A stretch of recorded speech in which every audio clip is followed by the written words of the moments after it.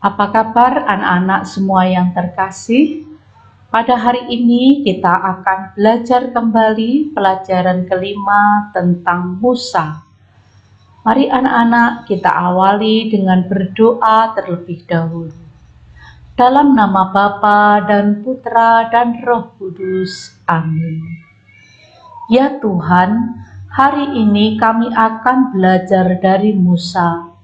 Dia adalah orang baik yang Kau utus untuk menyelamatkan bangsa Israel dari perbudakan Mesir. Bantulah kami untuk memahami dan merasakan bahwa jika percaya kepadamu, apapun dapat dilakukan.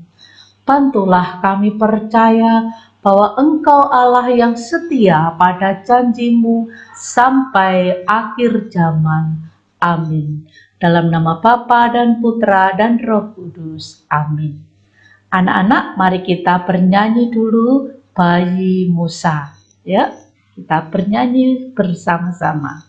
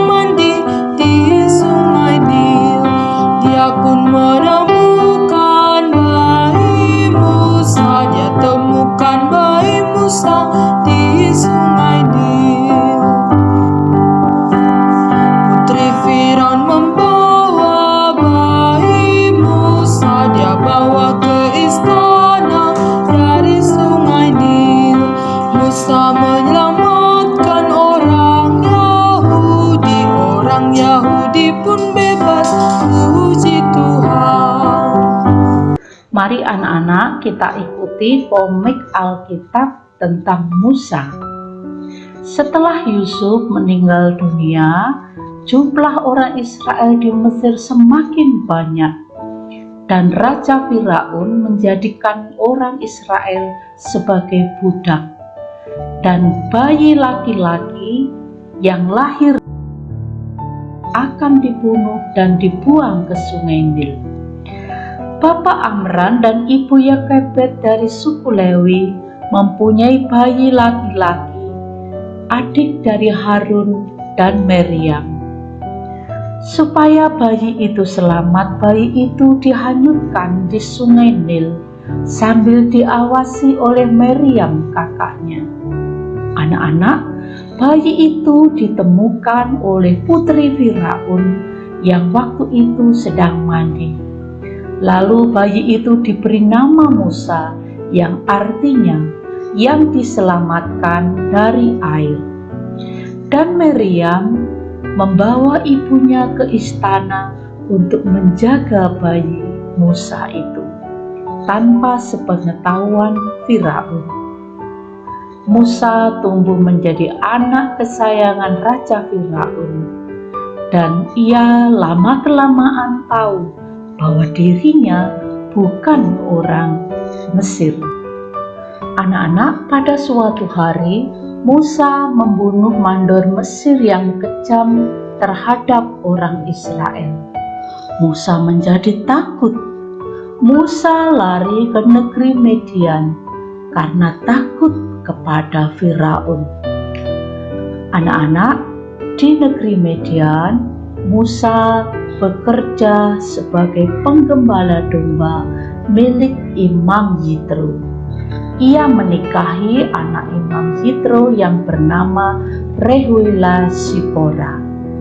Saat menggembalakan domba di Gunung Horeb, Musa bertemu Tuhan dalam rupa semak menyala. Musa diutus memimpin bangsa Israel pulang ke negeri Kanaan. Musa diberi tongkat dan tongkat itu bisa berubah menjadi ular. Itu semua diberikan oleh Tuhan. Tuhan supaya Musa percaya bahwa Tuhan menyertai dia. Anak-anak, Musa akhirnya pamit dengan Imam Yitro. Dia membawa istrinya dan anaknya laki-laki Gersom menuju ke negeri Mesir. Dan di sana dia dijemput oleh Harun saudaranya untuk bersama-sama menghadap Raja Firaun. Musa menyampaikan pesan dari Tuhan untuk membawa orang Israel keluar dari Mesir. Tetapi Raja Firaun menghalang-halang, maka Tuhan mendatangkan bencana atau ulah sebanyak 10 kali. Menjelang tulah yang ke-10, orang Israel merayakan Paskah Yahudi.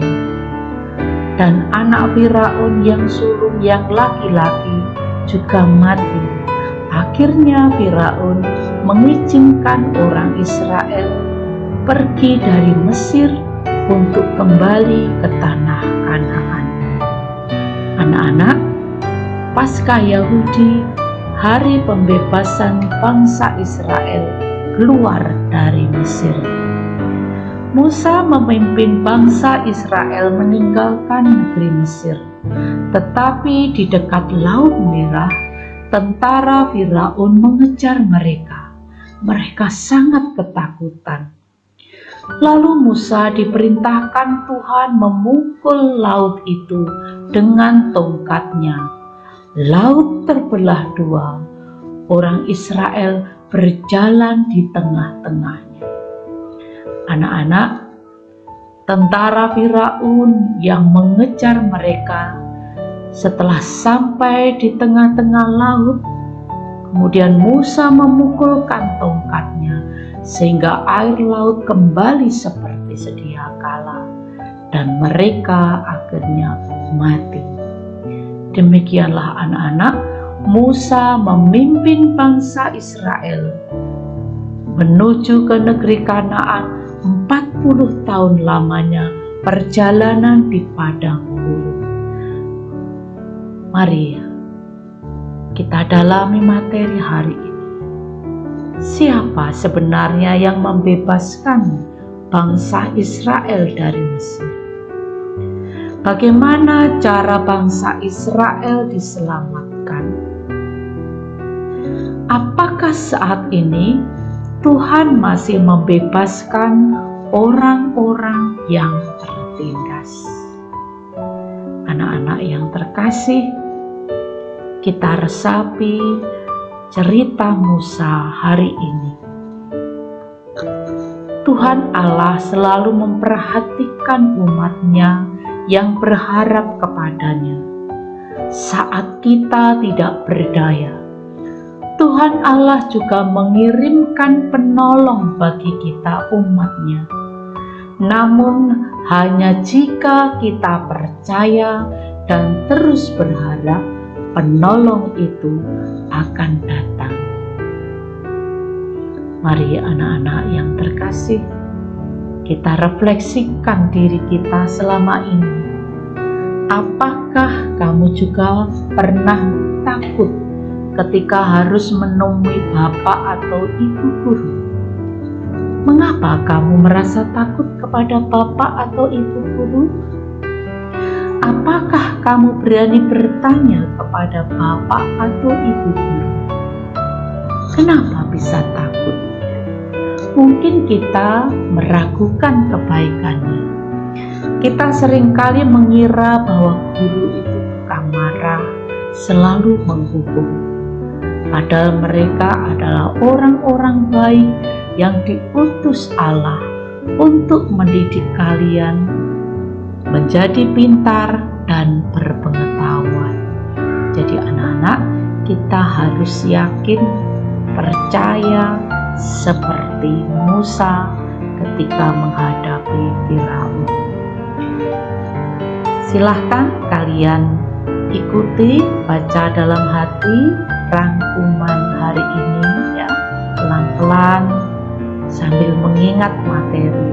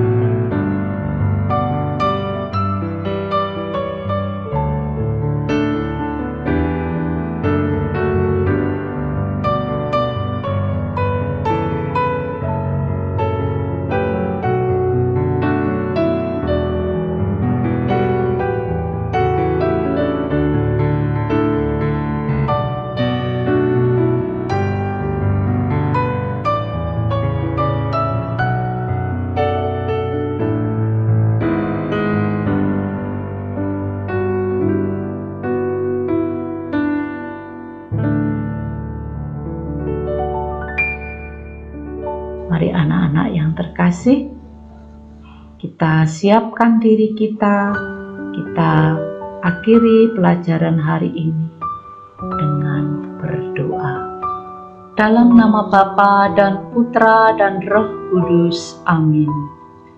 Kami berterima kasih kepadamu ya Tuhan, karena boleh mengenal Musa, pejuang yang Kau utus menyelamatkan bangsa Israel.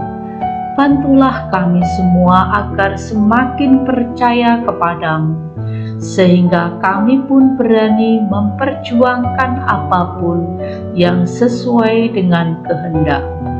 Amin. Dalam nama Bapa dan Putra dan Roh Kudus. Amin. Sampai jumpa anak-anak. Tuhan Yesus memberkati kita. Dah.